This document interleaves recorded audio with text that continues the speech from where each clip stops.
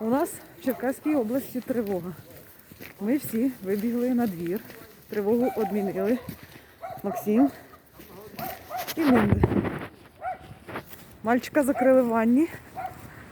Прям в ванну засунули. Ну поки відміна, але з 5:30 тривога постійна.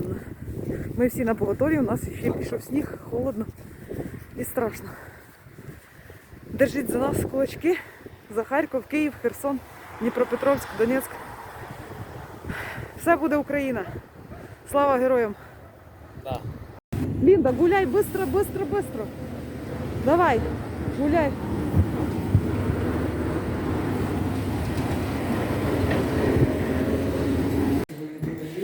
Все, ми прийшли додому. Баба наша стрижеться в парикмахерській. Сирени гудуть. Тут все закрито. Мальчик. Бач, ми недовго. Мальчик тут сидів. Зараз випущу, дай роздінусь. Фу, ну на 5 минут зайшла. Зараз опять буде тривога. У нас тут чорт ноги зламає.